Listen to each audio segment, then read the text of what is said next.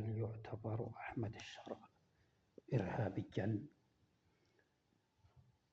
بعد أن تمكن أحمد الشرع ومن معه من السيطرة على سوريا والقضاء على نظام بشار الأسد النصيري؟ ظهرت مجموعة من الاتهامات على رأسها أنه إرهابي. فهل أحمد الشرع إرهابيا؟ ولنفترض أنه كان إرهابيا، فهل يحاكم الإنسان بحاضره أم بماضيه؟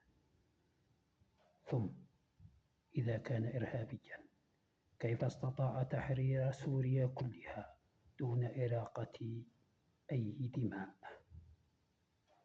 وإذا كان إرهابيا، لماذا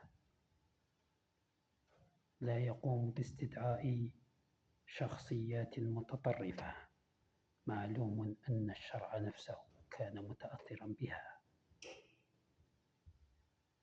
هل تهمة أنه إرهابي فقط ليشوه الرجل لأنه لا يعجب أطرافا لطالما حاربت وصول طائفة ما إلى سوريا؟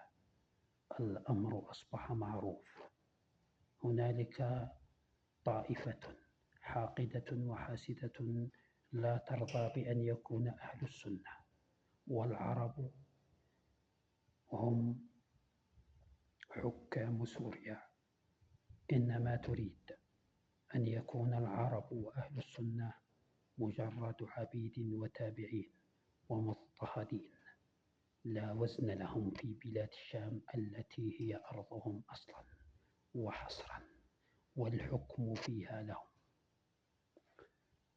بعد أن أصبح أحمد الشرع رئيسا لسوريا، قامت دول كبرى كالولايات المتحدة الأمريكية بإزاحة اسمه من قائمة الإرهاب. كذلك السعودية كانت أول المرحبين به. فهل يعقل أن دولا كبرى كهذه تتعامل مع إرهابي؟ وهل يعقل أن يخدع إرهابي دولا كبرى كهذه؟ والدليل الأوضح والأكثر إقناعا أن الجزائر التي عرفت بمحاربتها للإرهاب وبانتصارها عليه، والتي بنت سياسة أمنية منذ تسعينيات القرن الماضي، الذي أصيبت فيه الجزائر بأزمة إرهاب عصيبة وخانقة. الجزائر نفسها تبعث رمز سيادتها الوزير المحنك عطاف وزير الخارجية إلى حكومة الشرع. فهل يعقل أن تتعامل الجزائر مع إرهابي؟ حتى بوتين نفسه يستقبل أحمد الشرع. فهل يعقل أن بوتين يتعامل مع إرهابي كان يحاربه بالأمس؟ وإذا كان أحمد الشرع عميل أمريكا في المنطقة، فلماذا يستقبله بوتين ويرحب به؟